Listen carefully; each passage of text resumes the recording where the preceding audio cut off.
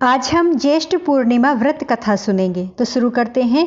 बोलो विष्णु भगवान की जय। बहुत समय पहले मद्र देश में अश्वपति नामक एक प्रतापी और धर्मनिष्ठ राजा राज्य करता था। वह सत्यवादी, क्षमाशील और प्रजावत्सल था, परंतु उसे कोई संतान नहीं थी। संतान की प्राप्ति के लिए उसने कई वर्षों तक नित्य सावित्री देवी की पूजा की। अंततः उसकी तपस्या और भक्ति से प्रसन्न होकर स्वयं सावित्री देवी प्रकट हुई और उसे पुत्र प्राप्ति का वरदान दिया।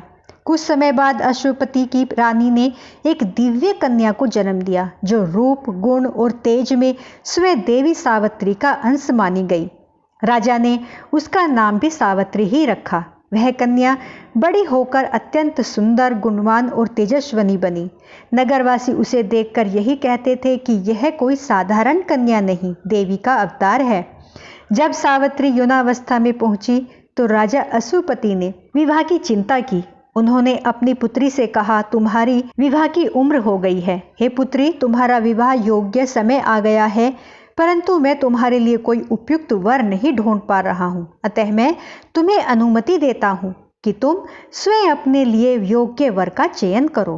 राजा के निर्देश पर सावित्री कुछ वृद्ध और बुद्धिमान मंत्रियों को साथ लेकर वन की ओर यात्रा पर निकली, जहां उन्होंने कई तपस्वी और राजवंशीय परिवार को देखा। अंततः शाल्व देश के निष्कासित राजा धूम्रसेन के पुत्र सत्यवान को अपना वर चुन लिया। सत्यवान अपने नेत्रहीन माता पिता के साथ जंगल में जीवन व्यतीत कर रहा था। वह अत्यंत धर्मनिष्ठ, सत्यवादी और सेवापरायण युवक था। जब सावित्री अपने चयन की जानकारी लेकर लौटी तो वहां पर पहले से ही देवऋषि नारद उपस्थित थे। उन्होंने सत्यवान के बारे में सुनते ही कहा, हे राजन, सत्यवान सभी गुणों में श्रेष्ठ है, लेकिन वह अल्पायु है। ठीक 1 वर्ष बाद उसकी मृत्यु निश्चित है। यह सुनकर भी सावित्री ने दृढ़ता पूर्वक उत्तर दिया, वर एक बार ही वरण किया जाता है, चाहे वह दीर्घायु हो या अल्पायु। मैंने सत्यवान को अपना पति स्वीकार कर लिया है। अब कोई और मेरा वर नहीं हो सकता। राजा ने सावित्री की दृढ़ता देखकर नारद की सहमति से शुभ मुहूर्त में सत्यवान से उसका विवाह कर दिया। विवाह के पश्चात सावित्री पति के साथ वन में निवास करने लगी और आश्रम का जीवन व्यतीत करने लगी।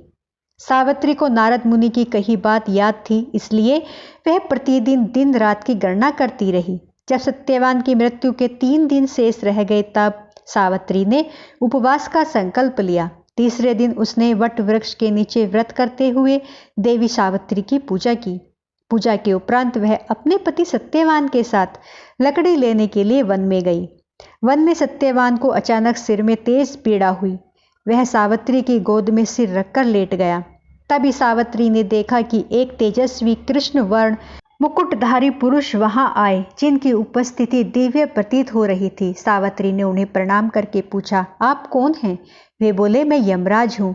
तुम्हारे पति की आयु पूर्ण हो चुकी है, अतः मैं स्वयं उसकी आत्मा लेने आया हूँ। यमराज ने सत्यवान की आत्मा को अंगुष्ठ के आकार में निकालकर दक्षिण की दिशा की ओर प्रस्थान किया। सावित्री भी उनके पीछे पीछे चलने लगी। यमराज ने कई बार उसे रोका, परंतु सावित्री बार बार विनम्रता से उत्तर देती रही, जहां मेरे पति जाएंगे वहीं मेरी गति है। पत्नी का धर्म है कि वह पति के साथ ही चले, अपने पति का साथ कभी न छोड़े। सावित्री की दृढ़ता, भक्ति और मधुर वाणी से प्रसन्न होकर यमराज ने कहा, मांगो, तुम्हें जो भी वर चाहिए। सावित्री ने कहा, मेरे सास ससुर की नेत्र ज्योति लौटा दीजिए। यमराज बोले, तथा अस्तु। थोड़ा आगे चलने पर फिर यमराज ने वर मांगने को कहा। सावित्री ने कहा, मेरे ससुर को उनका खोया हुआ राज्य प्राप्त हो जाए। यमराज बोले, तथा अस्तु। अंत में यमराज ने तीसरी बार वर मांगने को कहा। सावित्री ने कहा, मुझे सत्यवान से उत्पन्न 100 पुत्र का वर दीजिए। यमराज मुस्कुराए और बोले, तथा अस्तु। परंतु अगले ही क्षण उन्हें भान हुआ कि यह वर तो तभी संभव है जब सत्यवान जीवित रहेंगे। अपनी ही बातों में बंधकर यमराज ने सत्यवान की आत्मा को मुक्त कर दिया और कहा, हे पतिव्रता स्त्री, तुम्हारे सत्य, तप, भक्ति और प्रेम ने मुझे भी पराजित कर दिया। मैं तुम्हें आशीर्वाद देता हूँ कि तुम्हारा वैवाहिक जीवन दीर्घ और सुखमय हो। सावित्री अपने पति सत्यवान के साथ लौट आई। आश्रम में पहुंचने पर उन्होंने देखा कि उनके सास ससुर की आंखों की ज्योति लौट आई है।